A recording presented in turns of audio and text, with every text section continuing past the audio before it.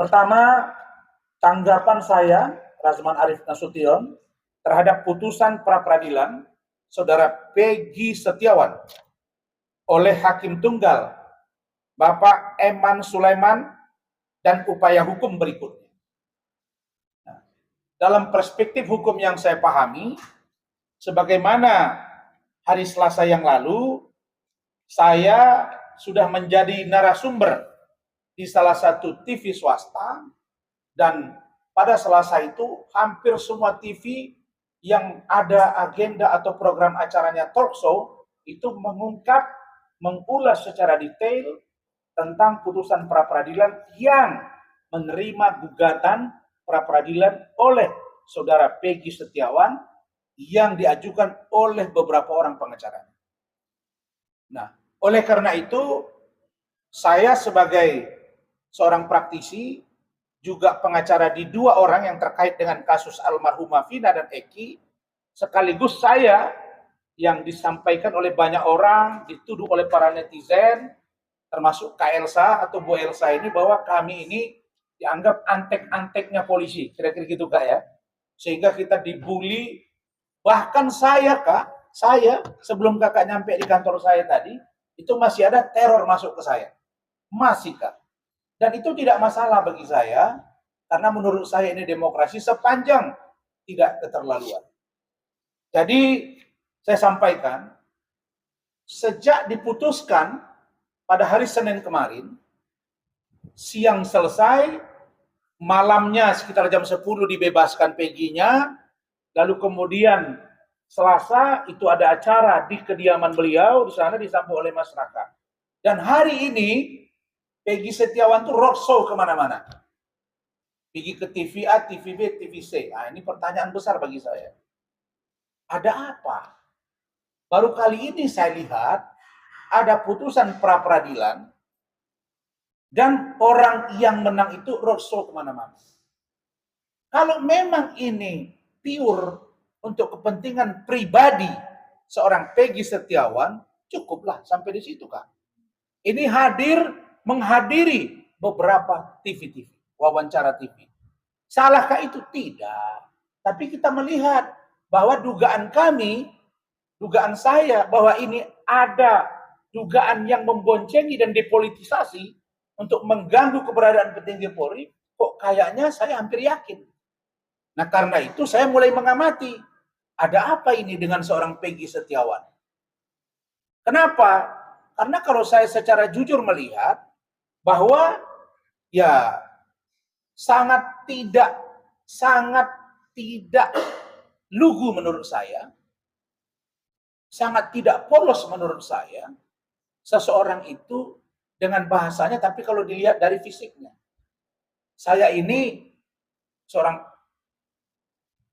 profesi advokat, seorang orang tua, punya ponaan, punya anak, saya juga dosen, dan pernah anggota DPRD. Artinya, saya paham, melihat. Menurut saya, kalau orang bertato, sampai beberapa biji tatonya, menurut saya, itu ada yang menurut saya ya, pikiran saya ini, kok bagi saya itu kurang baik.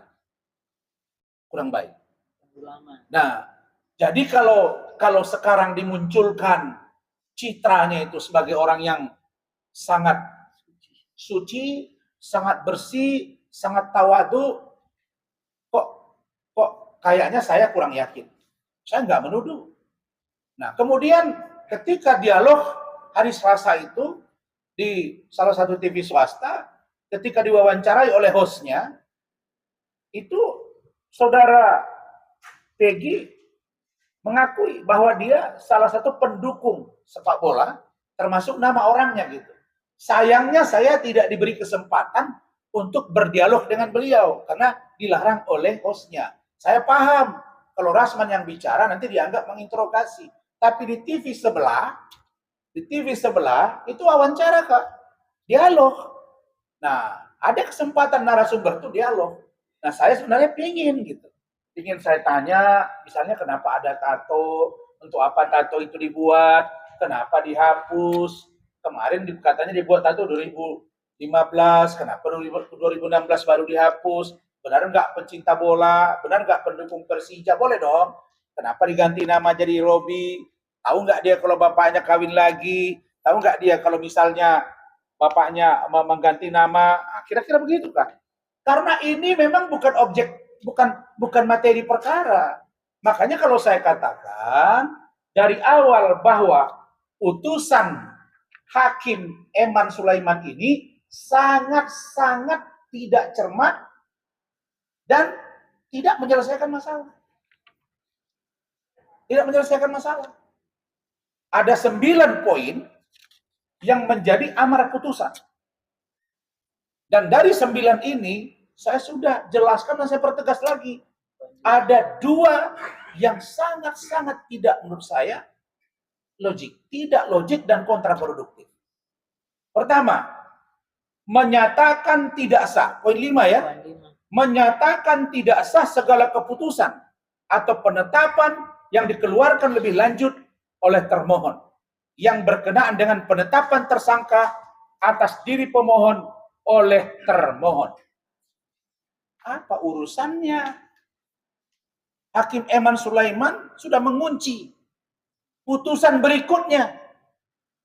Kak Elsa yang sudah beracara 40 tahun, saya 2015 sudah lanjut sampai sekarang, sudah hampir 9 tahun juga, bahkan hampir 10 tahun. Menurut saya, putusan ini sangat tidak logik.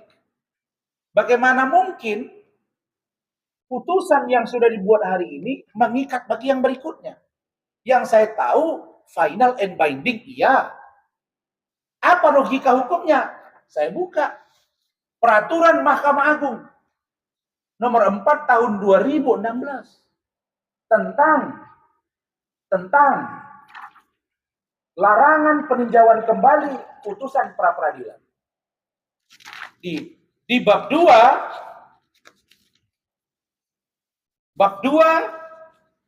objek dan pemeriksaan pra peradilan pasal 2 ayat 1 tentang objek pra peradilan, sah dan tidaknya penangkapan, ganti rugi dan lain-lain pemeriksaan pra peradilan. Ayat 3, putusan pra peradilan yang mengabulkan permohonan tentang tidak sahnya penetapan tersangka tidak menggugurkan kewenangan penyidik untuk menetapkan yang bersangkutan sebagai tersangka lagi setelah memenuhi paling sedikit 2 alat bukti yang baru dan sah dan berbeda dengan alat bukti yang sebelumnya. Maka putusan Hakim Eman Sulaiman ini kontraproduktif dengan ini kan Kak? Karena masih bisa dibuat sprindik baru dengan barang bukti yang baru. Nah, bagaimana pendapat hukum berikutnya itu nanti disampaikan oleh Bu Elsa. Yang paling penting menurut saya adalah saya menghimbau, saya berharap agar 1, Polda Jawa Barat, apakah itu melalui tim kuasa hukumnya, karena saya dengar akan ada tim hukum yang nanti juga akan diramu, akan dijelaskan oleh Bu Elsa, bahwa kita harus menguji poin atau PowerPoint yang diajukan atau yang disampaikan dalam pertimbangan oleh Hakim Tunggal, yaitu tentang DPO. Itu kan. Daftar pencarian orang. Kalau bahasa Inggrisnya wanted. Dan DPO ini jelas. Menurut aturan hukum yang kita pahami, menurut SOP, menurut Perkaba, menurut Perkap, Perpol, diatur DPO adalah tersangka. Belum pernah saya dengar seorang DPO tidak tersangka. Yang saya tahu DPO tersangka. Tapi Hakim Eman Sulaiman mengatakan DPO dipanggil dulu 3 kali. Pakai surat. 1, 2, 3. Tidak, baru tangkap. Sejak kapan DPO dipanggil dulu? Kalau besok Harun Masiku yang sejak tahun 2021 DPO, besok ketemu di sini, kasih surat dulu, saya pastikan 1000 kali dia akan lari. Ini logika yang terbalik. Jadi hakim bukan segala-galanya, Bapak. Hakim juga bisa kita duga punya muatan. Hari ini Indonesia, negara Republik Indonesia ini sudah sulit kita mempercayai kulluhum ajma'in. Seluruhnya. Tidak. Pengacara ada yang ditangkap, ada yang masuk penjara, ada obstruction of justice, ada penyuapan, ya kan Kak? Polisi juga ada, jaksa juga ada, hakim juga ada. Jadi saya, ya kan Kak? Jadi saya tidak serta-merta mempercayai bahwa hakim ini adalah orang yang paling jujur. Tidak juga, karena bercermin dari potret hukum hari ini. Tetapi karena ini kewenangan dari hakim, monggo. Tapi tolong Pak Hakim, jangan melampaui kewenangan. Karena itulah kita akan mengambil sikap melaporkan ke Komisi Yudisial dan Badan Pengawas Mahkamah Agung.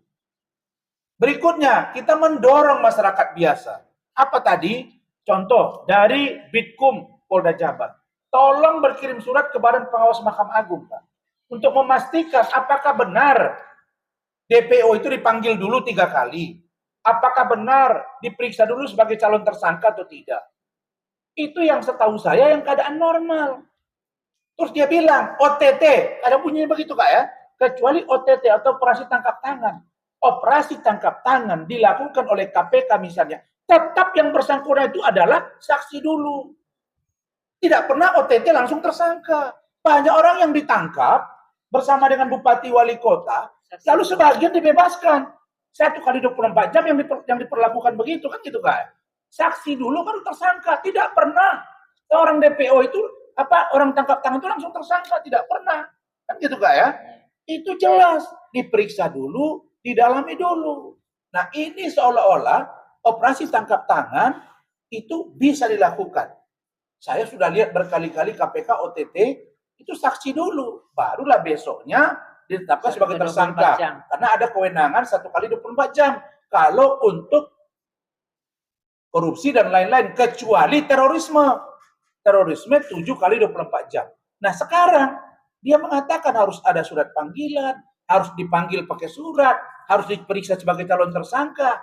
Ini menjadi surga para penjahat di Indonesia ini, kalau ini tidak dilakukan uji ke Badan Pengawas Mahkamah Agung.